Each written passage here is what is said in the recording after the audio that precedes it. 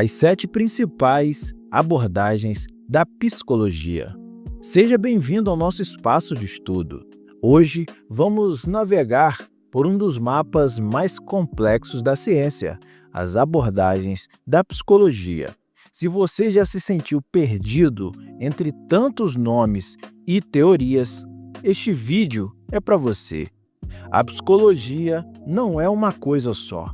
Ela é como uma casa com várias janelas. Cada janela oferece uma vista diferente para o mesmo jardim, a mente humana. Analisaremos a psicanálise, o behaviorismo, a TCC, o humanismo, a gestalt terapia, a fenomenologia e a esquizoanálise.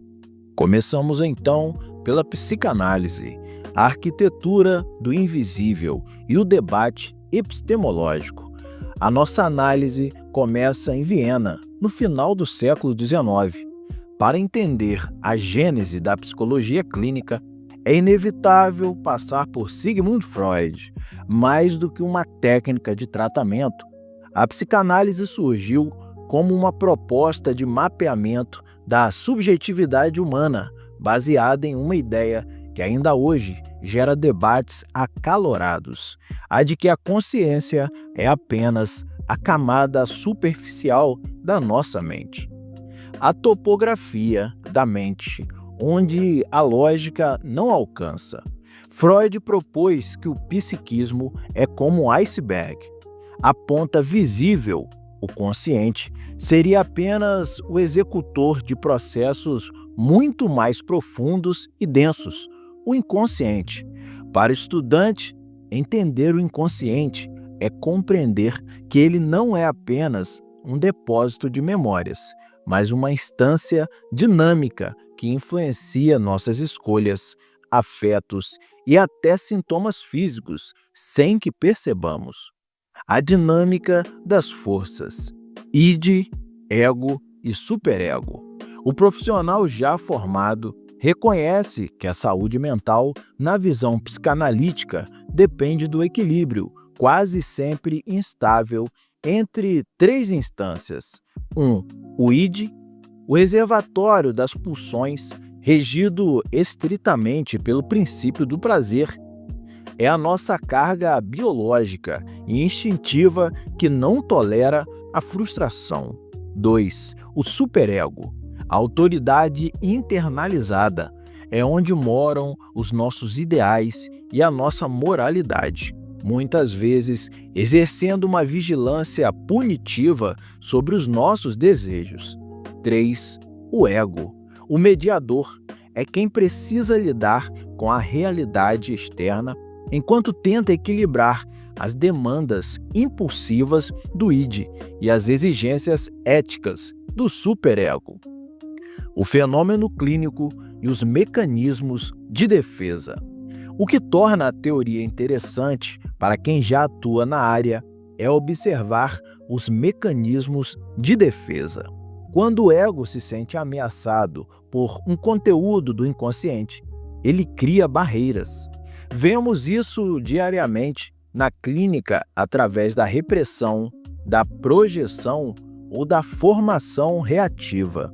Na psicanálise, o sintoma não é o problema em si, mas uma solução mal adaptada que o ego encontrou para lidar com um conflito interno.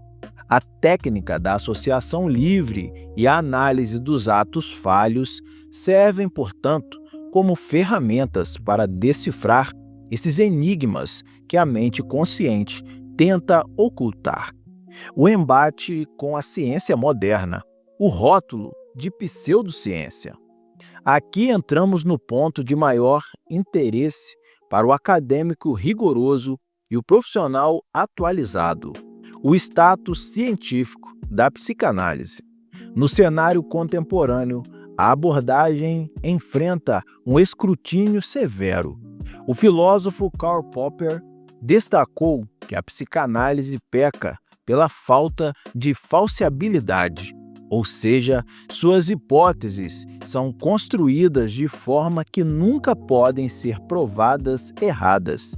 Se um paciente melhora, a teoria explica. Se ele piora, a teoria também explica através da resistência. Para muitos pesquisadores atuais, a psicanálise se aproxima mais de uma hermenêutica, ou seja, uma técnica de interpretação, do que uma ciência empírica. A falta de protocolos replicáveis e a dificuldade de comprovar conceitos como o complexo de Édipo através da neurociência fazem com que ela seja frequentemente classificada como pseudociência em departamentos de psicologia experimental. A próxima abordagem que analisaremos é o behaviorismo, a ciência do comportamento observável. Se a psicanálise mergulhou nas profundezas do invisível, o behaviorismo, ou análise do comportamento, surge como uma reação radical a esse subjetivismo. No início do século XX, nomes como John B. Watson e mais tarde B.F. Skinner propuseram que, para a psicologia ser uma ciência respeitada, ela deveria abandonar as especulações sobre a mente e focar no que pode ser medido, testado e replicado: o comportamento, o organismo no ambiente, estímulo e resposta.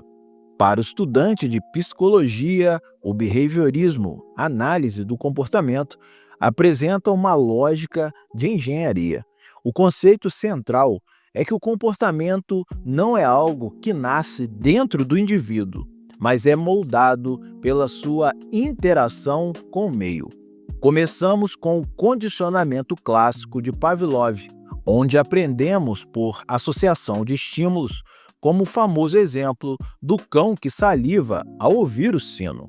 Mas é com Skinner que a abordagem ganha a complexidade que interessa ao profissional: o condicionamento operante. Aqui entendemos que o comportamento é selecionado por suas consequências. Se uma ação é seguida de um reforço, a probabilidade de ela se repetir aumenta. Se for seguida de uma punição ou ausência de reforço, ela tende à extinção. A análise do comportamento na prática clínica. O profissional formado enxerga no behaviorismo uma ferramenta de precisão. Em vez de buscar traumas ocultos, o analista do comportamento olha para a tríplice contingência: o antecedente, a resposta e a consequência. Isso se desdobra em técnicas poderosas utilizadas até hoje, como a economia de fichas, o treino de habilidades sociais e a análise funcional. Para quem atua com transtornos do espectro autista, por exemplo, a análise do comportamento aplicada, ABA, é considerada o padrão ouro de intervenção, justamente pelo seu rigor e previsibilidade. O debate científico, o homem-máquina e o limite da tábula rasa. Apesar de sua força científica e eficácia comprovada em diversas áreas, o behaviorismo também enfrenta críticas severas que o aluno e o profissional devem considerar. 1. Reducionismo. Críticos argumentam que a abordagem trata o ser humano de forma mecânica, ignorando a riqueza da experiência interna, dos pensamentos e das emoções, tratando a mente como uma caixa preta irrelevante. 2. O problema do determinismo. Skinner defendia que o livre-arbítrio é uma ilusão e que somos totalmente controlados pelo ambiente. Isso gera um debate ético e filosófico profundo. Se somos apenas o resultado dos nossos reforços, onde fica a autonomia do sujeito? 3. A crítica da linguagem. Noam Chomsky, um dos maiores linguistas da história, desferiu um golpe crítico ao behaviorismo ao provar que a aprendizagem da linguagem humana é complexa demais para ser explicada apenas por reforço e imitação, sugerindo que existe algo biológico e inato que o behaviorismo ignorou. A terceira abordagem que analisaremos é a terapia cognitivo-comportamental (TCC), a revolução do processamento mental. A partir da década de 1960, a psicologia passou por um movimento conhecido como a revolução cognitiva. Se o behaviorismo focava apenas no comportamento visível, a TCC, consolidada por nomes como Aaron Beck e Albert Ellis, decidiu abrir a caixa preta da mente humana. A proposta era clara. O que nos afeta não são os acontecimentos em si, mas a forma como nós interpretamos esses acontecimentos. O modelo cognitivo: pensamento, emoção e comportamento. Para o estudante, o conceito fundamental aqui é a tríade cognitiva. A TCC propõe que existe um fluxo. Um evento gera um pensamento, que gera uma emoção e, por fim, um comportamento. O diferencial desta abordagem é o foco nas crenças centrais e nos pensamentos automáticos. Sabe aquela voz interna que diz: "Eu não vou conseguir", antes mesmo de você tentar? Para a TCC, isso é uma distorção cognitiva que precisa ser identificada, testada e reestruturada através de evidências. O rigor clínico, protocolos e empirismo colaborativo. O profissional formado encontra na TCC um modelo de trabalho estruturado e focado em metas. Diferentemente da neutralidade do psicanalista, o terapeuta cognitivo-comportamental é ativo e colaborativo. A prática se baseia no empirismo colaborativo, onde terapeuta e paciente trabalham como cientistas, investigando a validade dos pensamentos do paciente. É uma abordagem limitada no tempo, com foco no aqui e agora, e que utiliza instrumentos de medição, escalas de depressão e ansiedade para monitorar o progresso clínico, o que a torna extremamente atraente para o modelo de saúde baseado em evidências. O debate científico: eficácia versus superficialidade. A TCC é atualmente a abordagem com maior suporte da psicologia baseada em evidências. No entanto, o olhar crítico é essencial para o acadêmico e o profissional. 1. A crítica da cura de sintomas. Críticos, especialmente de linhas fenomenológicas e psicanalíticas, argumentam que a TCC pode ser superficial ao focar apenas na correção do pensamento atual, ignorando a história subjetiva profunda do indivíduo ou as raízes sociais do seu sofrimento. 2. O risco da padronização. Por usar protocolos manuais para diferentes transtornos, exemplo, protocolo para pânico, protocolo para toque, existe o debate sobre o risco de mecanizar o atendimento, tratando o transtorno e esquecendo-se da pessoa singular por trás do diagnóstico. 3. Evolução para a terceira onda. A própria TCC evoluiu para responder a essas críticas, dando origem às chamadas terapias de terceira onda, como a ACT, terapia de aceitação e compromisso, e a DBT, terapia dialética comportamental, que integram conceitos como mindfulness e aceitação, mostrando que nem todo pensamento precisa ser mudado, mas sim observado de modo diferente. A quarta abordagem que analisaremos é o humanismo, o resgate da autonomia e o potencial humano. Enquanto a psicanálise focava na neurose e o behaviorismo no condicionamento, surgiu nos Estados Unidos, por volta da década de 1950, a chamada terceira força da psicologia, o humanismo, liderada por figuras como Carl Rogers, Essa abordagem deslocou o foco do paciente, aquele que é passivo e doente, para o cliente, aquele que é agente da sua própria mudança. A tendência atualizante, o motor interno. Para o estudante de psicologia, o conceito mais importante aqui é a tendência atualizante. Rogers propôs que todo ser humano possui um impulso intrínseco para o crescimento, a autonomia e a autorrealização. A ideia é que, assim como uma semente tem tudo o que precisa para virar uma árvore, o ser humano tem o potencial para se desenvolver desde que o ambiente não seja hostil. O papel do terapeuta não é consertar o outro, mas remover os obstáculos que impedem esse crescimento natural. As 3 condições facilitadoras. O profissional formado reconhece que a técnica de Rogers é, na verdade, uma atitude.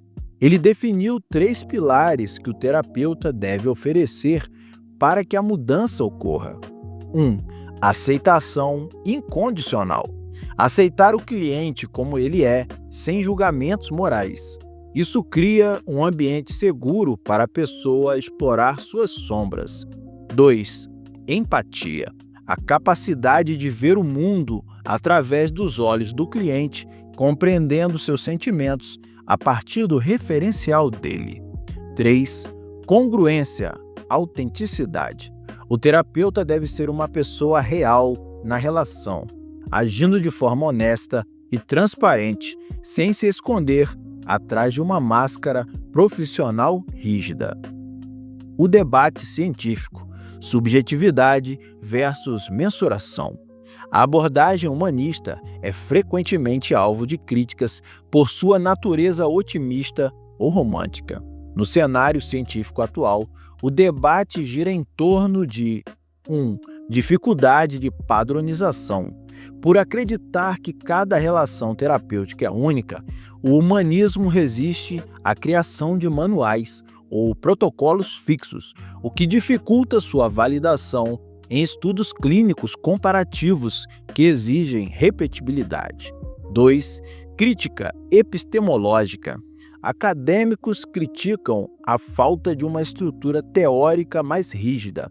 Muitos perguntam como medir o progresso se o critério é a percepção subjetiva do cliente. 3. Eficácia em casos graves. Profissionais de linhas mais biológicas ou comportamentais questionam se a atitude humanista é suficiente para tratar transtornos psiquiátricos graves, como a esquizofrenia ou transtorno bipolar, onde a biologia e a reestruturação cognitiva parecem ser mais urgentes do que a simples aceitação.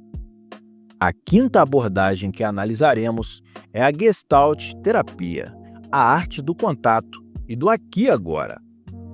A Gestalt terapia, desenvolvida por Fritz Perls na década de 1950, é frequentemente chamada de terapia do contato.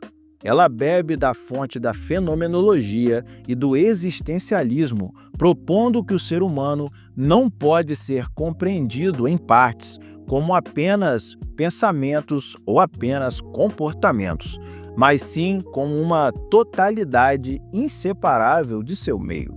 O todo é maior que a soma das partes.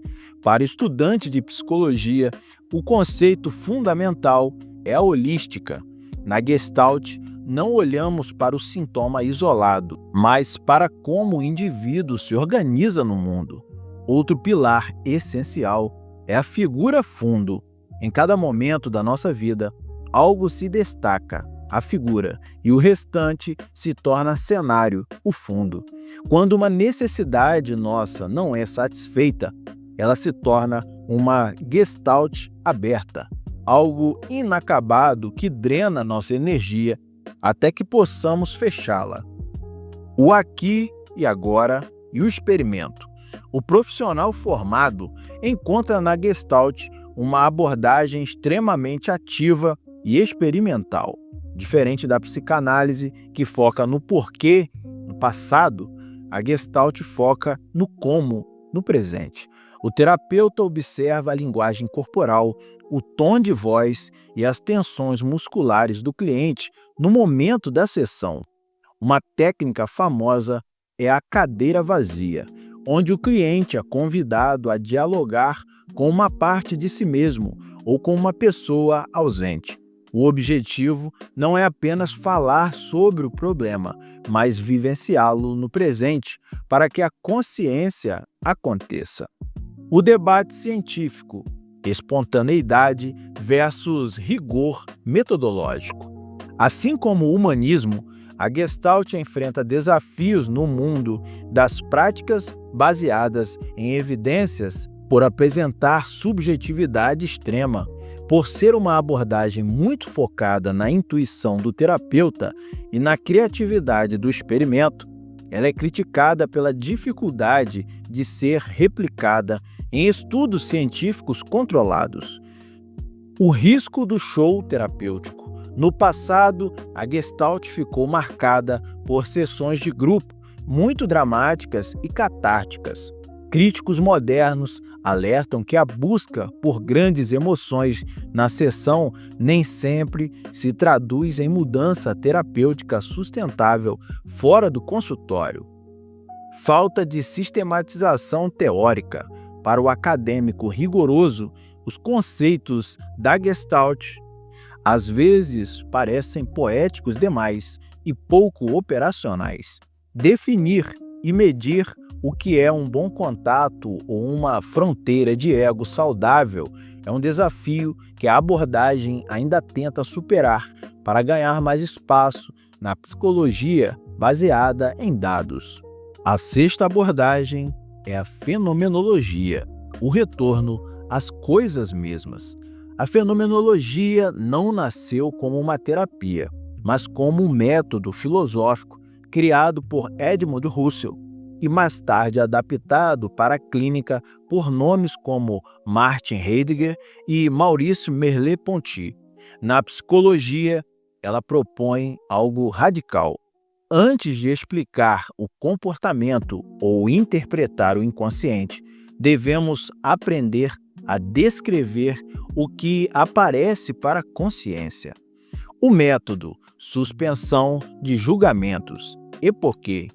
Para o estudante, o conceito mais fascinante é a epoquê, ou redução fenomenológica. Significa colocar o mundo entre parênteses. Na prática, o psicólogo fenomenólogo tenta deixar de lado todas as suas teorias prontas, seus preconceitos e seus diagnósticos para ouvir a experiência do outro como se fosse a primeira vez. Não buscamos a causa de um problema, mas o sentido que aquela experiência tem para a pessoa no seu mundo-vida. Se alguém diz que está triste, o fenomenólogo não quer saber se é um desequilíbrio químico ou um trauma de infância de imediato. Ele quer saber como é para você viver essa tristeza hoje. Ser no mundo e a existência. O profissional formado encontra aqui uma profundidade existencial única. Diferente de outras linhas, a fenomenologia vê o ser humano como um ser no mundo. Não existe um eu isolado, mas um eu que está sempre em relação com o tempo, com o espaço, com o seu corpo e com os outros. Na clínica, isso se traduz em olhar para o sofrimento não como uma peça quebrada, mas como uma forma de o sujeito existir naquele momento. É uma abordagem que valoriza a liberdade e a angústia como partes inevitáveis da condição humana. O debate científico, descrição versus explicação. No campo científico, a fenomenologia ocupa um lugar peculiar e muitas vezes controverso. Crítica ao cientificismo. A fenomenologia critica a psicologia que tenta imitar a física ou a biologia alegando que reduzir o ser humano a números e dados estatísticos faz com que percamos o que há de mais humano, a experiência vivida. Rigor qualitativo. Embora seja criticada pela falta de dados quantitativos, números, ela é a base de muitos métodos de pesquisa qualitativa rigorosos, que são fundamentais para entender fenômenos complexos que a estatística não alcança. Dificuldade de diagnóstico. Para o modelo médico tradicional, a fenomenologia pode parecer vaga, pois ela resiste a rotular pacientes com códigos do DSM-5, por exemplo. O debate aqui é entre a necessidade de um diagnóstico para o tratamento e a ética de não reduzir uma pessoa a um rótulo. A última abordagem que analisaremos é a esquizoanálise, o desejo além do consultório. A esquizoanálise não nasceu dentro da psicologia tradicional, mas sim de uma crítica feroz a ela.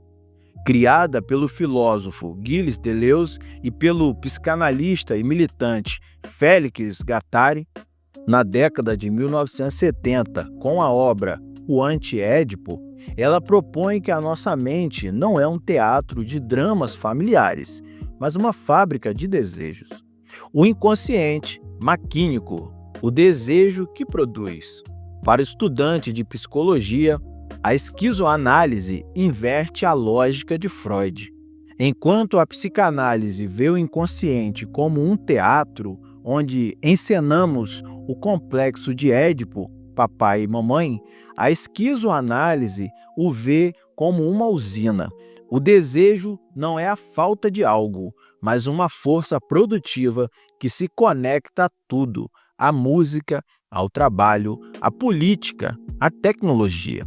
Diferente das abordagens que focam no indivíduo isolado, aqui falamos de linhas de fuga e territorialidades. O sofrimento psíquico não é apenas seu, ele é fruto das pressões sociais e do sistema em que você vive. A clínica, o cartógrafo e o grupo. O profissional formado percebe que a esquizoanálise exige uma postura de cartógrafo. Em vez de interpretar o que o paciente diz, o terapeuta ajuda a mapear por onde o desejo daquela pessoa está circulando e onde ele está travado. Não se busca curar para ajustar o sujeito à sociedade, mas sim libertar as potências de vida. É uma abordagem muito utilizada em ambientes coletivos como a reforma psiquiátrica, centros de atenção psicossocial e movimentos sociais, pois entende que a subjetividade é produzida coletivamente. O debate científico, a filosofia versus a prática baseada em dados. No cenário científico, a esquizoanálise ocupa um lugar de resistência e crítica ao modelo médico. Dificuldade de metodologia, por ser uma abordagem que recusa manuais e protocolos, visto como formas de controle, a esquizoanálise é de difícil mensuração estatística. Ela se baseia na ética e na política, não na eficácia laboratorial. Linguagem complexa. Para o acadêmico, os textos de Deleuze e Guattari são conhecidos pela extrema dificuldade técnica, o que às vezes isola a abordagem em nichos intelectuais e dificulta sua aplicação prática por iniciantes. Crítica ao diagnóstico. A esquizoanálise é radicalmente contra o uso de rótulos diagnósticos, como o uso do DSM. Para ela, um diagnóstico pode territorializar uma pessoa em uma doença, impedindo-a de encontrar novas formas de existir. O debate aqui é entre a segurança do diagnóstico médico e a liberdade da existência singular. Navegamos hoje por 7 caminhos: a profundidade da psicanálise, o rigor do behaviorismo, a lógica da TCC, o florescimento do humanismo, a presença da Gestalt, o rigor da fenomenologia e a potência da esquizoanálise. Como você percebeu, a psicologia não é uma ciência silenciosa. Ela é viva, cheia de conflitos e perspectivas diferentes. Estudar essas abordagens não é sobre achar a certa, mas sobre entender qual delas fala melhor com a realidade do sofrimento que você deseja acolher. Se esse vídeo ajudou você a organizar o mapa da sua graduação ou da sua prática profissional, não esqueça de se inscrever e deixar seu comentário. Qual dessas janelas você escolheria para olhar o mundo hoje?